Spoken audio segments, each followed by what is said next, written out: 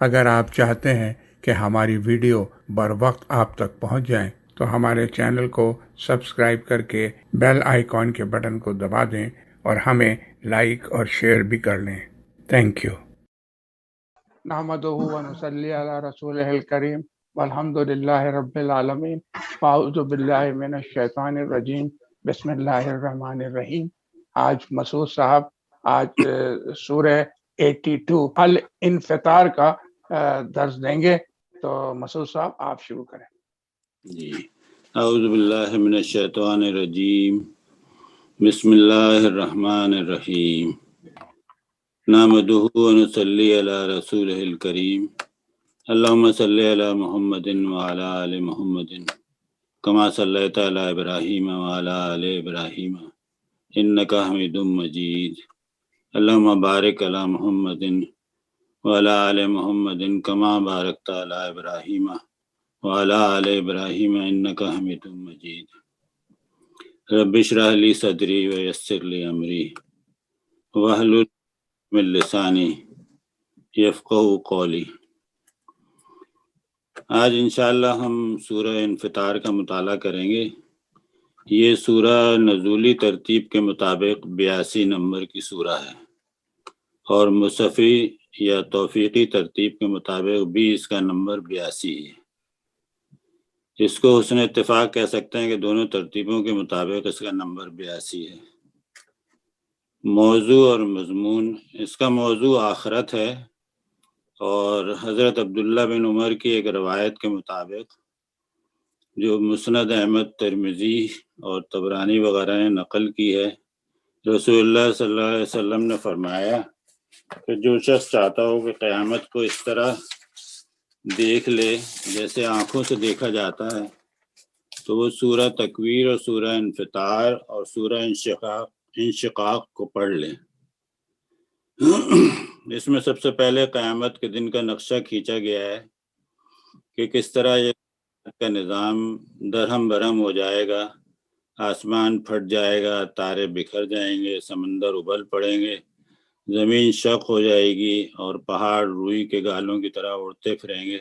غرض یہ کہ اس دن کی ہولناکیوں اور ہیبت کو اجاگر کیا گیا ہے، اور انسان کو احساس دلایا گیا ہے کہ وہ خالق کائنات ایک دن سب کو جمع کرے گا اور انسانوں سے حساب لے گا کہ دنیا میں زندگی کس طرح گزاری، اور وہ عدالت برپا کرے گا اور انصاف سے سب کا فیصلہ کرے گا۔ اس کی عدالت سے جو سرخرو ہوگا وہ عیش و آرام کی جنتوں میں ابدی زندگی کے مزے کرے گا، اور جو اس کی عدالت میں اپنے برے کرتوتوں کی وجہ سے جہنم کا مستحق ہوگا، وہ یقیناً بد نصیبی کے آخری درجے میں ہوگا، اور اس کے لیے جہنم کا سخت عذاب ہوگا۔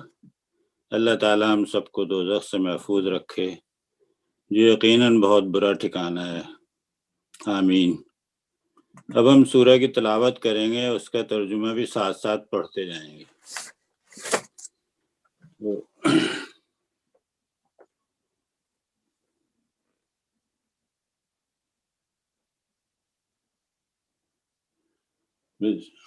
بسم اللہ الرحمن الرحیم۔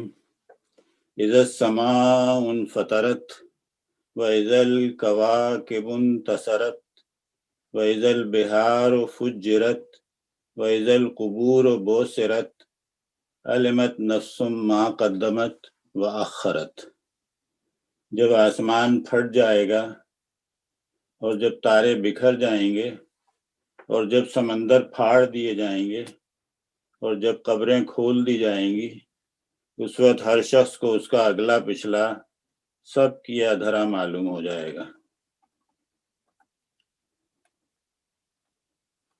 یا ایھا الانسان ما غرک بربک الکریم الذی خلقک فسواک فعدلک فی ای صورۃ ما شاء رکبک کلا بل تکذبون بالدین وَإِنَّ عَلَيْكُمْ لَحَافِظِينَ۔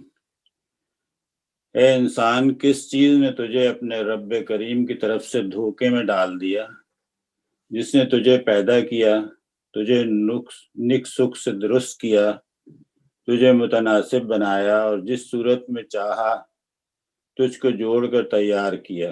ہرگز نہیں، بلکہ اصل بات یہ ہے کہ تم لوگ جزا و سزا کو جھٹلاتے ہو۔ کرامن، حالانکہ تم پر نگراں مقرر ہیں، کرامن کاتبین یعلمون ما تفعلون ان الابرار لفی نعیم وان الفجار لفی جحیم یصلونہا یوم الدین وما هم عنہا بغائبین وما ادراک ما یوم الدین ثم ما ادراک ما یوم الدین یوم لا تملک نفس لنفس شیئا والامر یومئذ للہ۔ کرامن کاتبین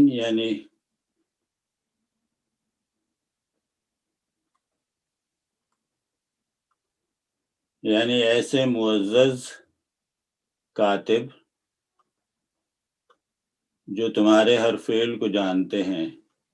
یقیناً نیک لوگ مزے میں ہوں گے اور بے شک بدکار لوگ جہنم میں جائیں گے۔ جزا کے دن وہ اس میں داخل ہوں گے اور اس سے ہرگز غائب نہ ہو سکیں گے۔ اور تم کیا جانتے ہو کہ وہ جزا کا دن کیا ہے؟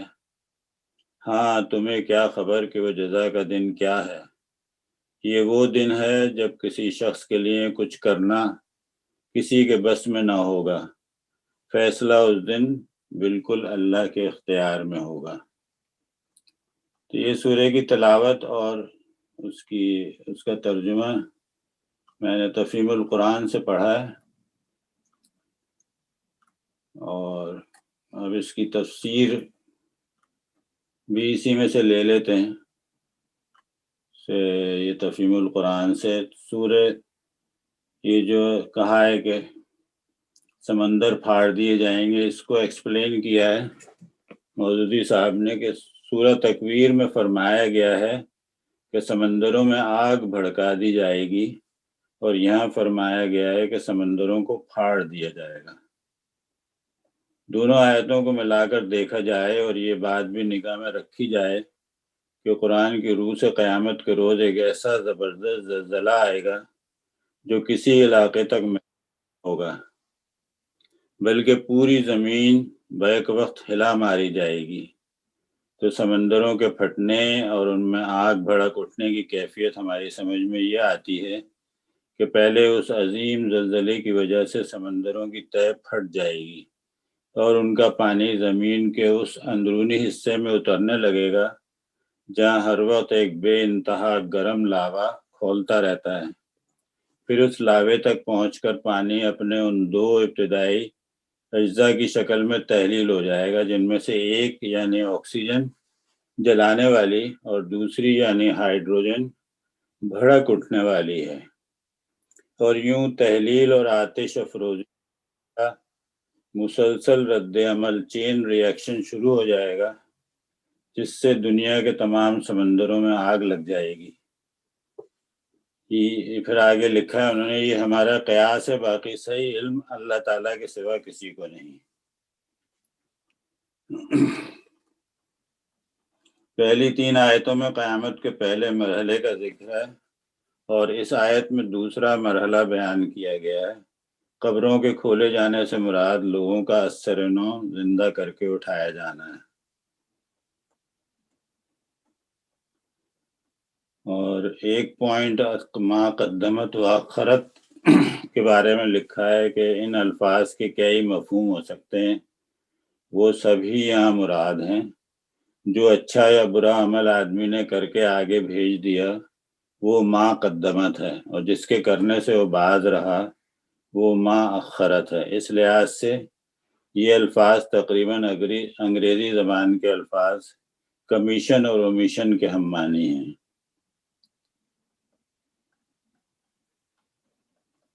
اور دوسرا یہ ہے جو کچھ پہلے کیا وہ ما قدمت ہے، اور جو کچھ بعد میں کیا وہ ماخرت، یعنی آدمی کا پورا نامہ اعمال ترتیب وار اور تاریخ وار اس کے سامنے آ جائے گا،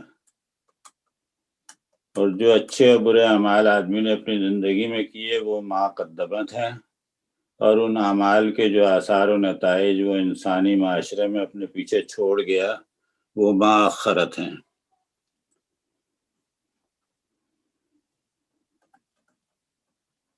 اور کیا ہے اس میں، اس پوائنٹ کو انہوں نے جو ایکسپلین کیا ہے کہ جس صورت میں تجھے نیک سکھ سے درست کیا، تجھے متناسب بنایا، اور جس صورت میں چاہا تجھ کو جوڑ کر تیار کیا، ہرگز نہیں۔ تو اس کو انہوں نے ایکسپلین کیا ہے کہ یعنی کوئی معقول وجہ اس دھوکے میں پڑنے کی نہیں ہے، تیرا وجود خود بتا رہا ہے کہ تو خود نہیں بن گیا ہے، تیرے ماں باپ نے بھی تجھے نہیں بنایا ہے، عناصر کے آپ سے آپ جڑ جانے سے بھی اتفاقاً تو انسان بن کر پیدا نہیں ہو گیا، بلکہ خدائے حکیم و توانا نے تجھے اس مکمل انسانی شکل میں ترکیب دیا ہے۔ تیرے سامنے ہر قسم کے جانور موجود ہیں جن کے مقابلے میں تیری بہترین ساخت اور تیری افضل و اشرف قوتیں صاف نمایاں ہیں۔ عقل کا تقاضا یہ تھا کہ اس کو دیکھ کر تیرا سر بار احسان سے جھک جاتا، اور اس رب کریم کے مقابلے میں تو کبھی نافرمانی کی جرت نہ کرتا۔ تو یہ بھی جانتا ہے کہ تیرا رب صرف رحیم و کریم ہی نہیں ہے، جبار و قہار بھی ہے۔ جب اس کی طرف سے کوئی زلزلہ یا طوفان یا سیلاب آ جاتا ہے تو تیری ساری تدبیریں اس کے مقابلے میں ناکام ہو جاتی ہیں۔ تجھے یہ بھی معلوم ہے کہ تیرا رب جاہل و نادان نہیں بلکہ حکیم و دانا ہے، اور حکمت و دانائی کا لازمی تقاضا یہ ہے کہ جسے عقل دی جائے اسے اس کے اعمال کا ذمہ دار بھی ٹھہرایا جائے۔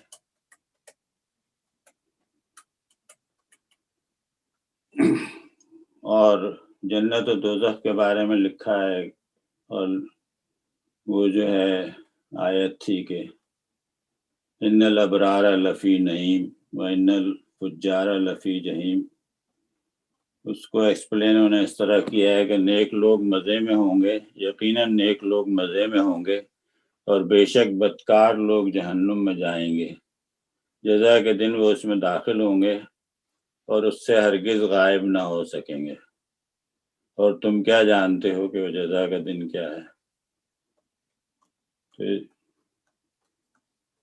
اس کو انہوں نے ایکسپلین کیا ہے کہ یعنی دراصل جس چیز نے تم لوگوں کو دھوکے میں ڈالا ہے وہ کوئی معقول دلیل نہیں ہے، بلکہ محض تمہارا یہ احمقانہ خیال ہے کہ دنیا کے دارالعمل کے پیچھے کوئی دارالجزا نہیں ہے۔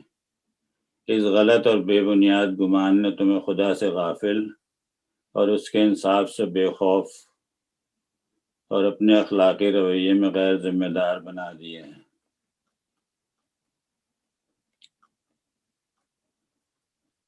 اور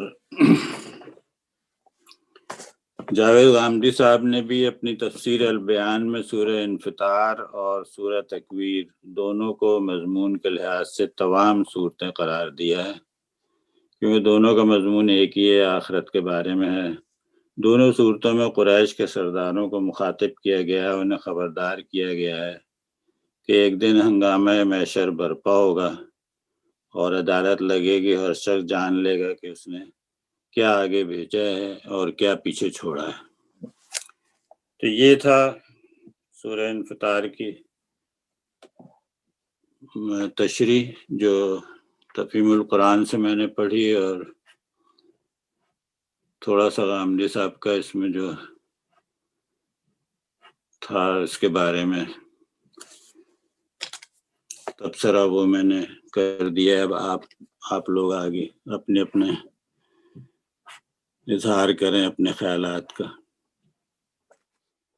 میرا خیال ہے کہ اس میں کوئی یہ جس طریقے سے ایک یہ سیریز چل رہی ہے اس میں جو مختلف صورتوں کی، اور اس میں قیامت کا اور جزا و سزا کا اور وہ جو بیان کیا جا رہا ہے،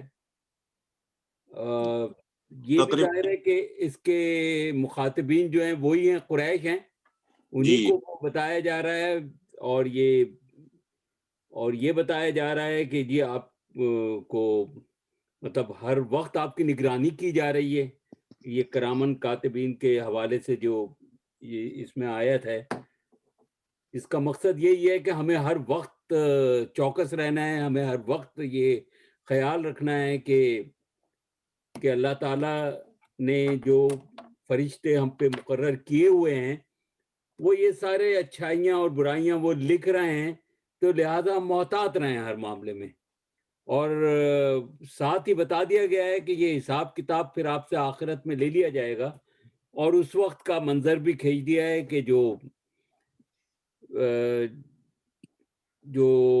برے لوگ ہوں گے جنہوں نے برے اعمال کیے ہوں گے وہ سب جہنم میں جائیں گے، اور جو اچھا کام کریں گے وہ سب جنت میں. اور وہ یہ حساب جو ہے یہ کرامن کاتبین ہی ان کے حوالے کریں گے، اور وہاں سے وہ پتہ چلے گا.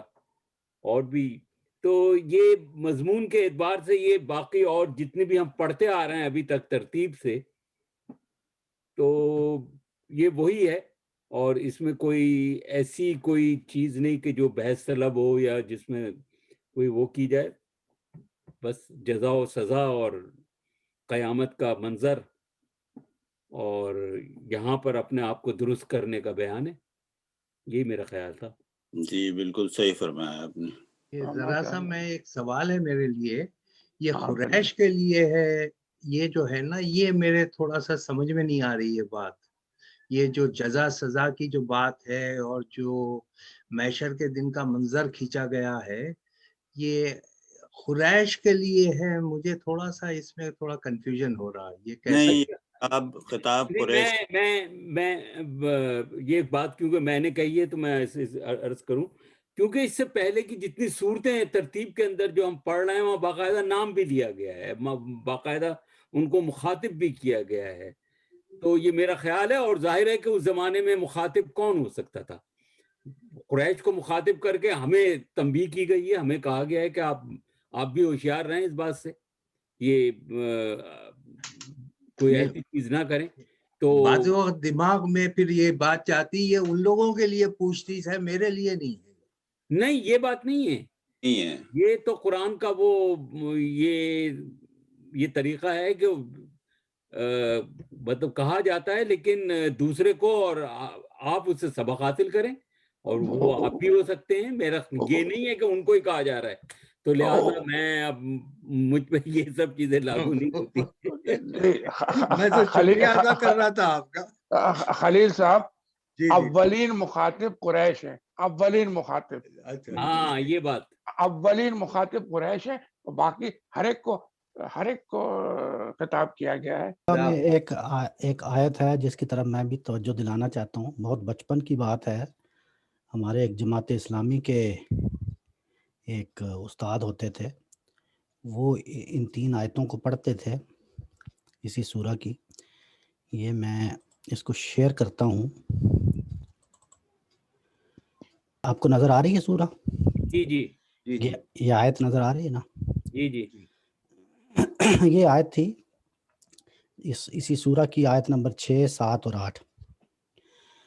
تو اس میں وہ جو قرآن مجید فرماتے ہیں کہ یا ایھا الانسان ما غرک بربک الکریم الذی خلق فسوک فعدلک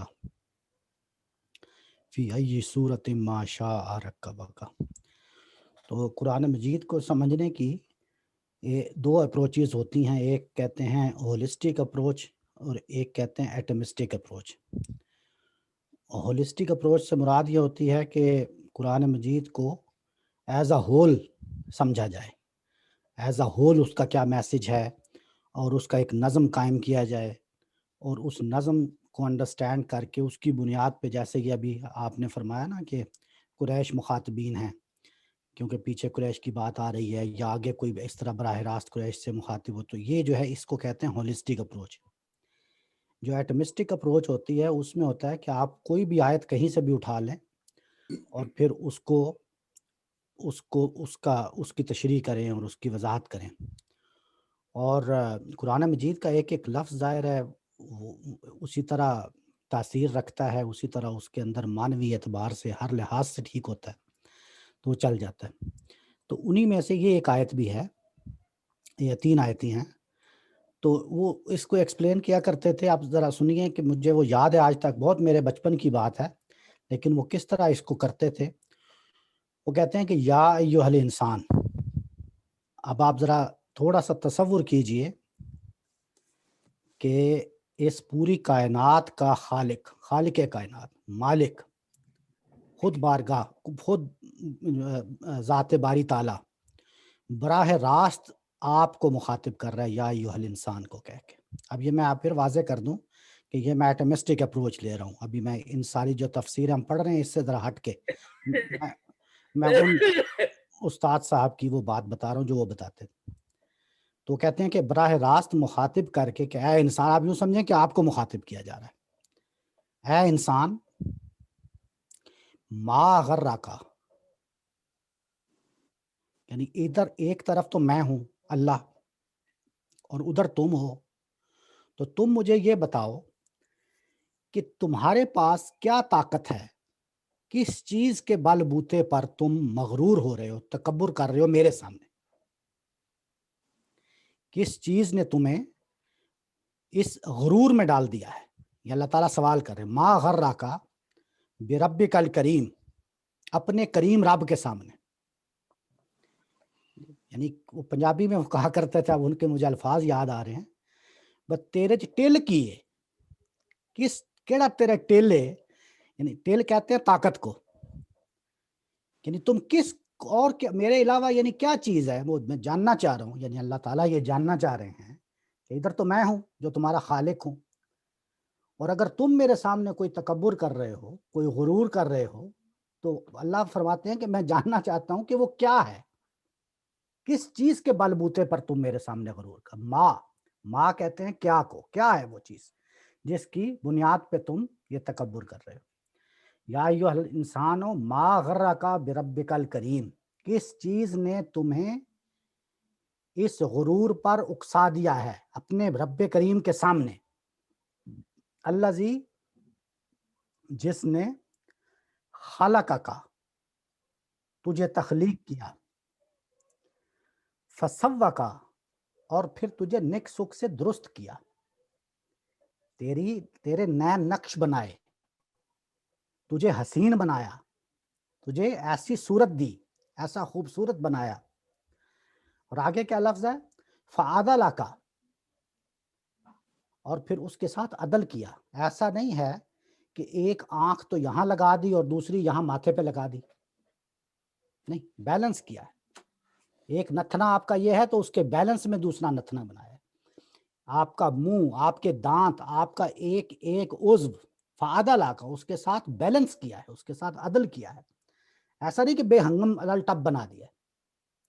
تو اللہ تعالیٰ نے، جس نے تجھے ایسا خوبصورت تخلیق کیا ہے اور اس نے پھر تجھے نک سک سے درست کیا ہے، تیری ایک ایک چیز کو سنوارا ہے، تیری نوک پلک کی ہے تخلیق کرنے کے بعد، اور پھر تیرے ایک ایک عضو کو کے ساتھ عدل کیا ہے، اس کو بیلنس کیا ہے، تو اب غرور کیا ہے تجھے؟ اگر تو مثال کے طور پہ کسی دوسرے پہ انگلی اٹھاتا ہے، مثلا تجھے گورا پیدا کر دیا تو تو دوسرے کو کہہ رہا ہے کہ وہ کالا ہے، تجھے میں نے بڑی بولنے کی شکتی دے دی، اور اگر دوسرا آدمی بول نہیں سکتا تو اس کا استہزاء کر رہا ہے، مذاق اڑا رہا ہے اس کا۔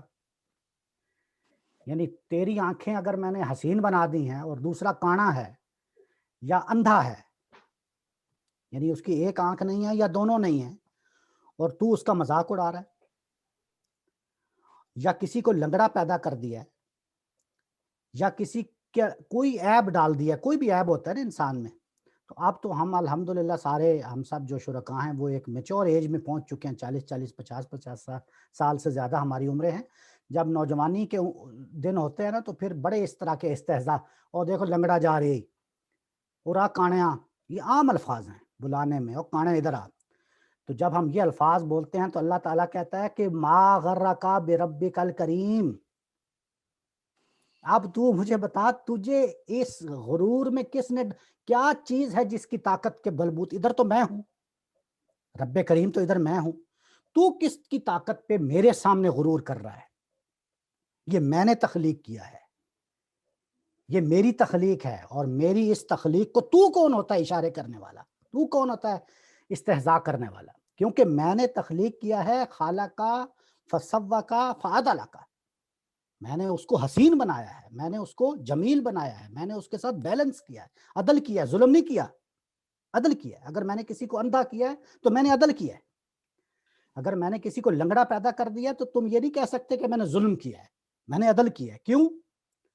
اس لیے کہ میں خالق ہوں نا۔ اب اس کی آخری آیت دیکھیں، یہ آخری آیت دیکھیں اور اس کو سمجھیں، اس کو دل سے سمجھیں ذرا کہ یہ اللہ تعالیٰ کیا فرما، فی ای صورت ما شاء رکبک، بھئی خالق میں ہوں کہ تم ہو؟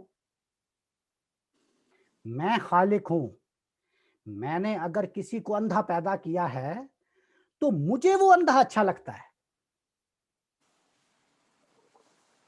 اگر میں نے کسی کو لولا لنگڑا پیدا کر دیا ہے تو یہ جو ما شاء ہے نا، اس کا مطلب ہے کہ میں نے اس کو ویسا بنایا جیسا میں نے چاہا، جیسا میں نے چاہا، ما شاء رکبک، میں نے اس کو اسی طرح اس کے انگ انگ کو جوڑا ہے جس طرح میں نے چاہا۔ اب مجھے وہ ایسے حسین لگتا ہے تو خالق تو میں ہوں۔ تو یہ تھا اس پوری 3 آیتوں کا کہ اے انسان تو مجھے بتا کہ تجھے کس چیز نے اس تکبر میں ڈال دیا، اس غرور میں ڈال دیا ہے اپنے رب کریم کے سامنے۔ میں تو رب بھی ہوں اور کریم بھی ہوں، کرم کرنے والا ہوں، کہ میں نے تجھے تخلیق کیا ہے، تجھے نیک سکھ سے درست کیا ہے، تیرے ساتھ عدل کیا ہے، تیرے ایک ایک عضو کے ساتھ، اور میں نے تجھے ویسا بنایا ہے جیسا کہ میں نے چاہا۔ یعنی ایک جیسے مصور ایک تصویر بناتا ہے نا، تو جو اس کو اچھی لگ رہی ہوتی ہے اس نے تو ویسے ہی بنانی ہے نا۔ ایک دوسرا آدمی ہو سکتا ہے اس کو اچھی نہ لگے وہ، تو اللہ کہتا ہے کہ میں نے جس طرح تخلیق کیا ہے، یہ مجھے جس طرح ما شاء رکبک، جس طرح میں نے چاہا اس طرح میں نے تخلیق کیا اس مخلوق کو۔ اس لیے تو اس تکبر میں کس بل بوتے پہ پڑ گیا ہے۔ تو یہ ایک ایسی توجہ تھی جو آج تک مجھے یاد رہ گئی، تو میں نے کہا یہ میں آپ کے ساتھ شیئر کروں۔ ماشاءاللہ بہت اچھا ایکسپلین کیا، یہ اس پوائنٹ کی طرف نظر ہی نہیں گئی تھی اور کسی نے بھی اس طرح سے نہیں ایکسپلین کیا اس کو۔ بہت اچھے، بہت خوبصورت انداز میں انہوں نے سوچا اور آپ نے اس کو بیان کیا۔ فیصل بھائی اپنا پہلے تو مسعود صاحب کا اپنا شکریہ ادا کرتے ہیں، ماشاءاللہ بڑی اچھی آپ نے تلاوت اور بڑا اچھا ماشاءاللہ پیش کیا، اور فیصل بھائی نے آ کے اس میں اور چاند مطلب اور رنگ پیدا کر دیا ماشاءاللہ۔ بڑی یہ جو گہرائی سے آپ نے جو چیزیں جو پیش کی ہیں اپنی جو بچپن کی، امیزنگ ماشاءاللہ۔ یہ دیکھیں کہ اس میں جو ایک چیز آپ نے ہائی لائٹ کیا نا کہ اللہ سبحانہ تعالیٰ مخاطب کر رہے ہیں انسان کو، یہ غور نہیں کرتے ہم لوگ نا کہ یہ اللہ تعالیٰ ہم سے، ہر انسان سے مخاطب ہے۔ جو خلیل بھائی کہہ رہے تھے نا کہ قریش سے، یہاں پہ تو انسان کا خلیل بھائی یا ایھا الانسان، تو ہم سب سے مخاطب ہے اللہ سبحانہ تعالیٰ۔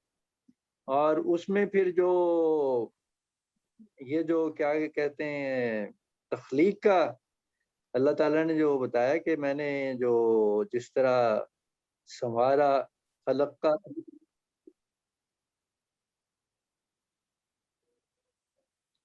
خلق کا فسوّک کا، ایک منٹ ذرا، یہ بیچ میں اذان کی آواز آ رہی ہے ذرا۔ اچھا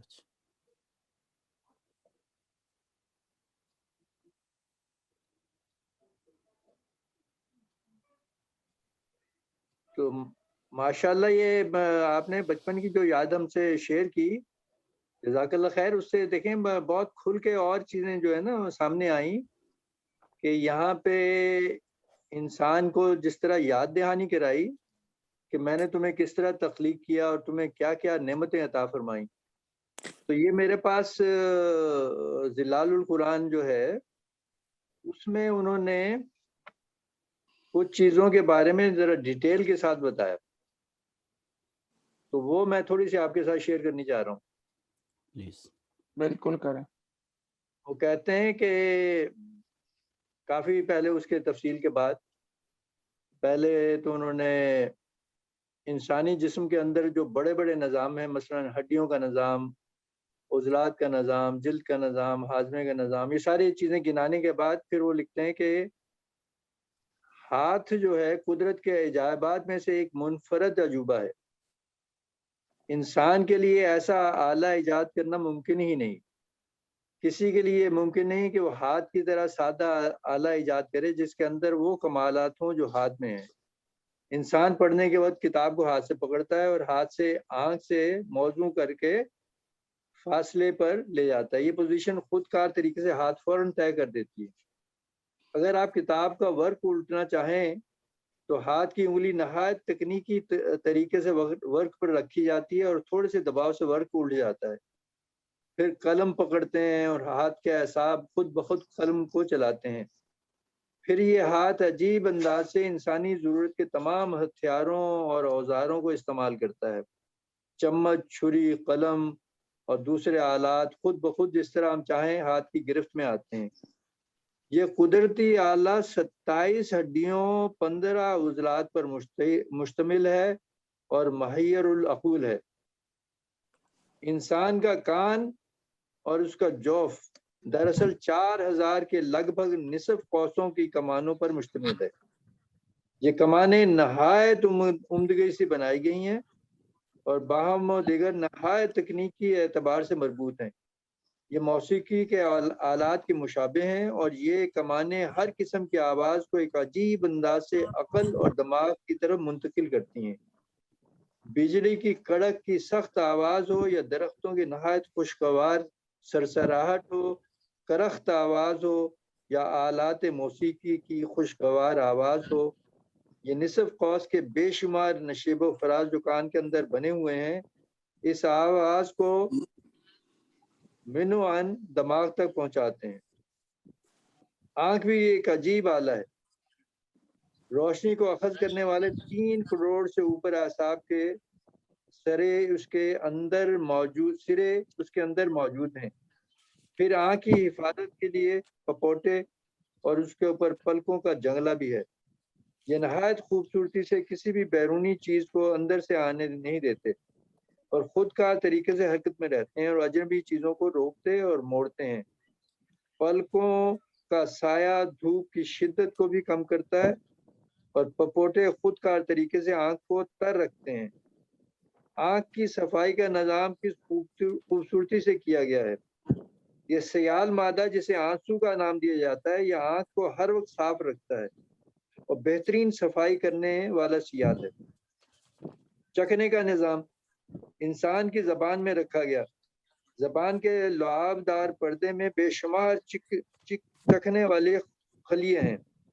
یہ خلیے گھنڈیوں کی شکل میں ہیں. ان گھنڈیوں کی شکلیں مختلف ہوتی ہیں. کچھ ریشہ دار ہوتی ہیں، بعض محدب ہوتی ہیں اور بعض پھٹی ہوئی ہوتی ہیں اور یہ خلیے زبان کے نگلنے اور چکھنے والے پٹھوں سے غذا حاصل کرتے ہیں. جب انسان کوئی چیز کھاتا ہے تو اس عمل سے چکھنے والے اعصاب متاثر ہوتے ہیں اور یہ اثرات دماغ تک جاتے ہیں اور یہ پورا نظام انسانی منہ کے ابتدائی حصے میں تخلیق کیا گیا تاکہ اگر انسان کسی چیز کو ناپسند کرتا ہے تو اسے تھوک سکے. یوں منہ کے اندر ہی انسان معلوم کر لیتا ہے کہ جو چیز کھائی جا رہی ہے وہ تلخ ہے، یہ شیریں ہے، گرم ہے، سرد ہے، نمکین ہے یا جلانے والی ہے. زبان کے اندر چکھنے کی تو ہزاروں گھنڈیاں ہوتی ہیں. یہ پٹھوں کے ذریعے دماغ کے ساتھ مربوط ہوتی ہیں. ان کا حجم کیا ہے اور یہ کس طرح عمل کرتی ہے یہ ایک حیرت انگیز بات ہے. پھر اعصاب کا نظام جو پورے جسم میں پھیلا ہوا ہے یہ ایسے باریک ریشوں کا مرکب ہے جو جسم کے ہر طرف پہنچے ہوئے ہیں. جسم کے کونے کونے سے آگے یہ بڑے اعصاب سے جڑ جاتے ہیں اور اعصاب کے مرکزی نظام سے مربوط ہوتے ہیں. اگر جسم کا کوئی حصہ بھی کسی طرح متاثر ہو تو یہ نظام مرکزی نظام کو اطلاع دیتا ہے، چاہے موسم کی معمولی سی تبدیلی کیوں نہ ہو. یہ نظام پورے جسم سے احساسات دماغ تک پہنچاتا ہے اور دماغ اس تاثر کے بعد حکم صادر کرتا ہے یہ نظام نہایت ہی تیزی سے پیغام رسانی کا کام کرتا ہے. اس پیغام رسانی کی رفتار 100 میٹر فی سیکنڈ ہے. نظام ہضم ایسا ہے جس طرح کوئی کیمیاوی لیبارٹری ہوتی ہے. کوئی چیز کھاتے ہی اس لیبارٹری میں ایک عجیب عمل شروع ہوتا ہے. یہ فیکٹری ماسوائے معدے کے اس تھیلے کا سب کچھ چاٹ لیتی ہے اور یہ عمل نہایت ہی حیرت انگیز طریقے سے ہوتا ہے. اس لیبارٹری میں ہم انواع و اقسام کے کھانے داخل کرتے ہیں. ہمارے سامنے بات نہیں ہوتی کہ ان کے ساتھ یہ لیبارٹری کیا کرے گی، اور نہ ہم سوچتے ہیں کہ کھانے کس طرح ہضم ہوں گے. گوشت، تلی ہوئی مچھلی اور دوسری خوراکیں کچھ پانی کے ساتھ اس لیبارٹری میں داخل کر دیتے ہیں. کھانوں کے اس مجموعے سے لیبارٹری نفع بخش چیزیں لے لیتی ہے کہ تنور میں یہ مختلف کھانے اس طرح ٹوٹتے پھوٹتے ہیں کہ ان کے تمام اجزاء تحلیل ہو جاتے ہیں. وہ فضلات کو نکال کر باقی چیزوں کو پروٹین کی شکل دیتی ہیں تاکہ وہ جسم کے مختلف خلیات کے لیے غذا کا کام دیں. یہ نظام ہضم اس ملغوبے سے ضروری اجزاء کیلشیم، گندھک، آیوڈین، لوہا اور بے شمار دوسرے اجزاء اخذ کر لیتا ہے. اس بات کا پورا خیال رکھتا ہے کہ کوئی کارآمد جز ضائع نہ ہو تاکہ ان سے ہارمون پیدا ہو. ہارمون جو ہوتے ہیں، ہارمونز پیدا ہو اور انسانی زندگی لیے تمام ضروری مواد بقدر ضرورت مہیا ہوتا رہے، نہایت منظم طریقے سے ہوتا رہے.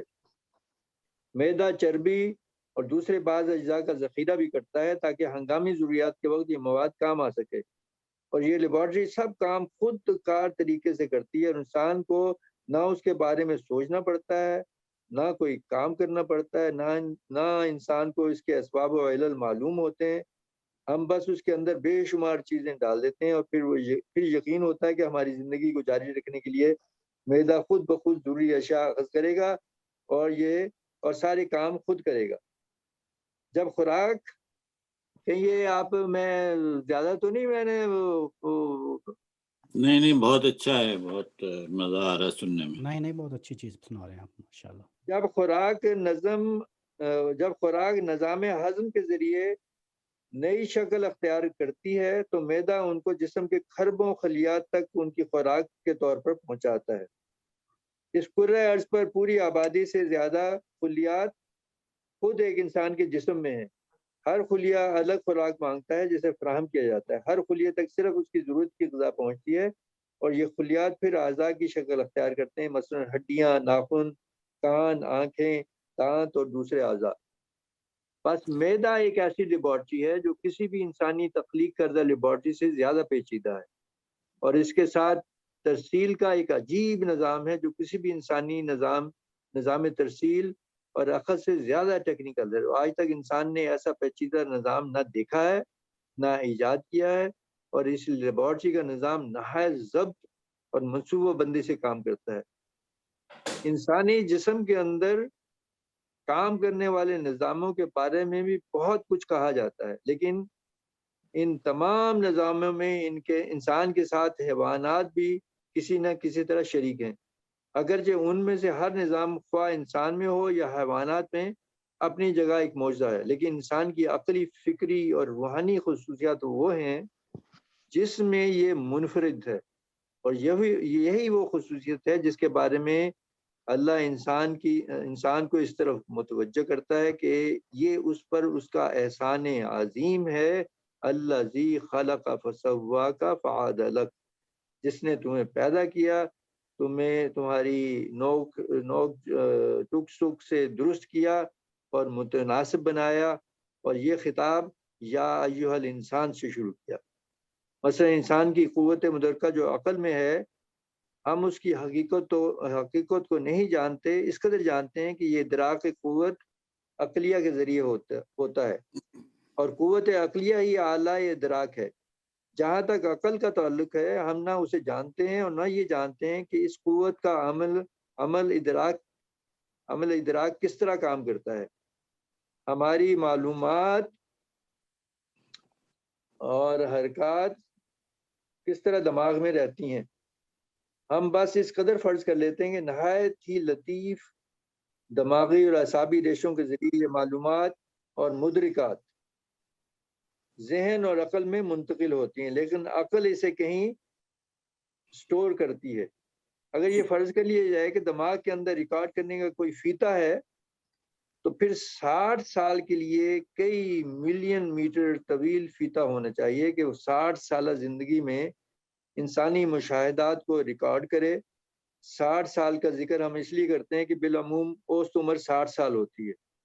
ان 60 سالوں میں انسان الفاظ و معانی، تاثرات، شعور اور مناظر و مشاہد کے لاتعداد چیزیں اپنے دماغ میں ریکارڈ کرتا ہے۔ انفرادی الفاظ و معانی پھر کس طرح مرکب ہو کر نتائج پیدا کرتے ہیں، انفرادی حادثات اور انفرادی تصاویر کس طرح کمپوز ہو کر علم اور کلچر پیدا کرتی ہیں، یہ ایک الگ دنیا ہے، اور معلومات علوم اور اصول میں بدل جاتی ہیں، مدرکات اور ادراک کی شکل اختیار کر لیتی ہیں، اور تجربات سے علم و سائنس وجود میں آتے ہیں۔ یہ اپنی جگہ دنیا کے عجائبات ہیں۔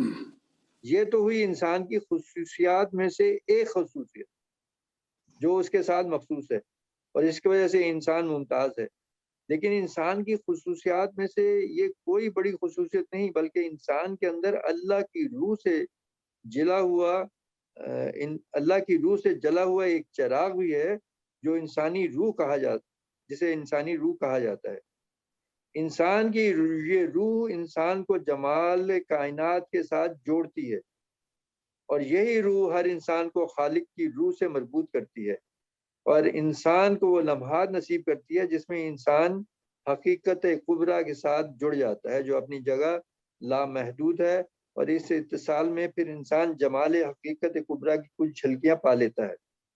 انسان اس روح کی حقیقت سے بھی بے خبر ہے۔ روح تو ایک بڑی چیز ہے، انسان میں جن محسوسات کا ادراک کرتا ہے وہ تو ان کی حقیقت سے بھی بے بہرا ہوتا ہے، لیکن یہ روح ہی ہے جو اسے خوشی اور سعادت مندی کے وہ لمحات اور وہ جھلکیاں عطا کرتی ہے جن کی وجہ سے وہ زمین پر ہوتے ہوئے بھی عالم بالا سے مربوط ہو جاتا ہے، اور یوں وہ جنت کی ابدی زندگی کے لیے تیار ہوتا ہے، اور وہ اس قابل ہو جاتا ہے کہ حقیقت کبریٰ کے جمال کو دیکھ سکے۔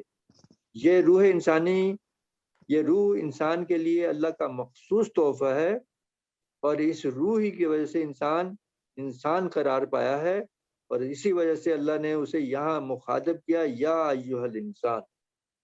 پھر اسے اس قدر محبت آمیز سرزنش کی، ما غرک بربک الکریم۔ اس کی فیصل صاحب نے بڑی اچھی ماشاءاللہ وہ تفصیل کر دی ہے، کس چیز پہ تم نازاں ہو، کس چیز پہ تمہیں غرور ہے۔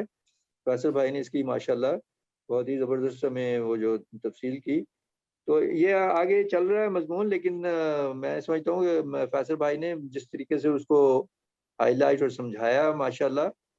اب اس کے بعد بیک ٹو مسعود صاحب، آپ اپنا جاری کیجیے۔ نہیں ماشاءاللہ بہت ماشاءاللہ، اچھا جزاک اور اللہ، واضح ہو گیا اس میں بیوٹیفل۔ ساری چیزیں، اور سائنسی توجہ بھی جو ہے انہوں نے کر دی، کیونکہ سائنس کا علم تو ہاؤ کے اوپر ہے نا، جی جی، یہی نہیں کہتے، وہ کہتے ہیں ہاؤ، تو وہ سائنس تو یہی معلوم کرتی ہے کہ یہ سب ہوتا کیسے ہے، تو سائنس نے معلوم کیا، اور وہ اللہ تعالیٰ نے سارا نظام رکھا ہے، اس نظام کو سائنس نے ڈسکور کر کے بتا دیا ہے کہ یہ ہوتا ہے، اس طرح سے انسان کے کان کام کرتے ہیں، آنکھیں کام کرتی ہیں، اور دل کام کرتا ہے۔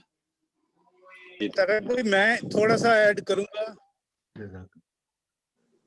جی ضرور۔ میں بس ایک، جیسا کہ ایک تو ماشاءاللہ سب نے بہت اچھا ایکسپلین کیا، فیصل صاحب نے، انوار صاحب نے، مسعود بھائی آپ نے، تو اسی میں سے ایک بات جو نکلتی ہے وہ جو فیصل صاحب نے جس طرف اشارہ کیا تھا کہ ہم لوگ ہمارے معاشرے میں خاص طور پر ادھر اب وغیرہ میں جس طرح ہم لوگوں کو جو جسمانی کی کمی رہ جاتی ہے، تو وہ جو ہم تہذیب سے پکارتے ہیں لوگوں کو، کسی کی اگر آنکھ نہیں ہے یا کوئی ٹانگ سے معذور ہے، تو اس بات کو بھی بہت سخت میں سمجھتا ہوں کہ اشارہ ہے یہاں پہ کہ یہ اس سے اللہ تعالیٰ کو بہت سخت ناپسندیدہ چیز ہے یہ کہ بھائی آپ کون ہیں، یہ تو اللہ تعالیٰ کی ذات ہے جس نے کسی کو کیا چیز عنایت کر لی ہے، کسی کو کیا چیز عنایت کر دی ہے.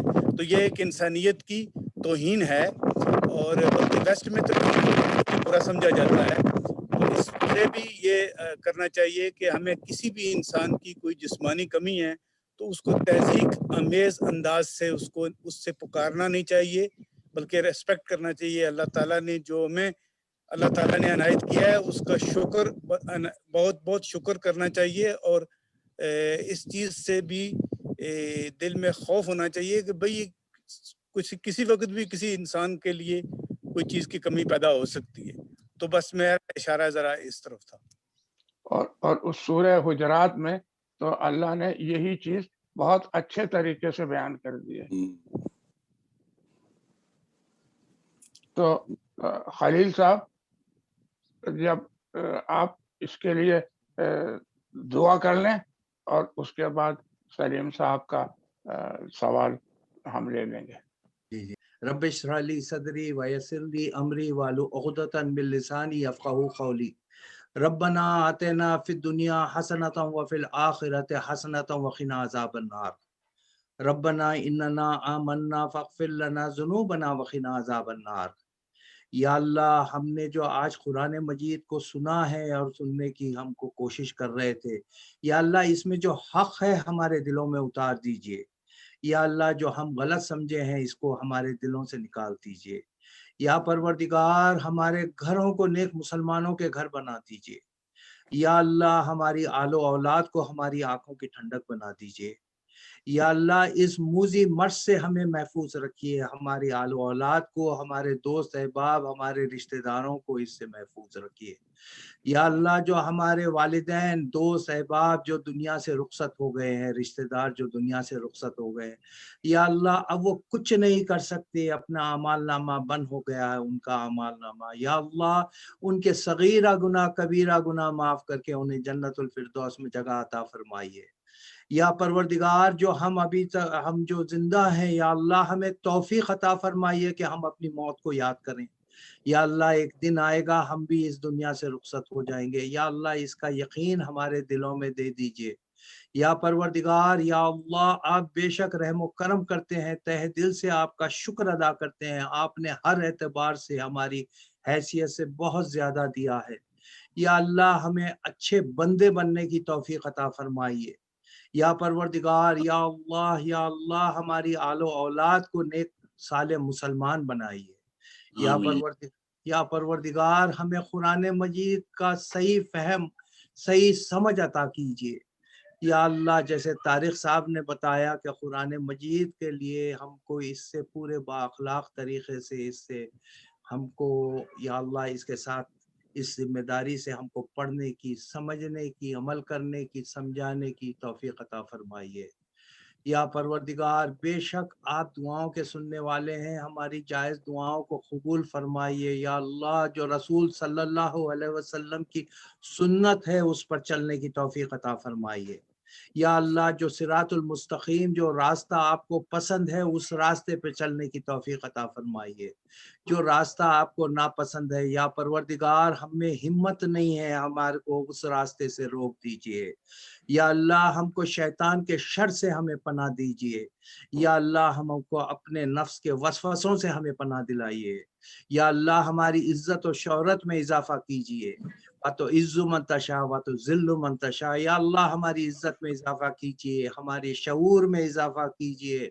یا پروردگار، یا اللہ آپ بے شک رحم و کرم کرنے والے ہیں. یا اللہ ہم سب کے گھروں کو نیک مسلمانوں کے گھر بنا دیجئے اور ہمارا خاتمہ بالخیر کیجئے. سبحان ربک رب العزت عما یصفون وسلام علی المرسلین والحمد للہ رب العالمین. آمین یا رب العالمین. ماشاء اللہ. اگر آپ چاہتے ہیں کہ ہماری ویڈیو بر وقت آپ تک پہنچ جائیں تو ہمارے چینل کو سبسکرائب کر کے بیل آئیکن کے بٹن کو دبا دیں اور ہمیں لائک اور شیئر بھی کر لیں. Thank you.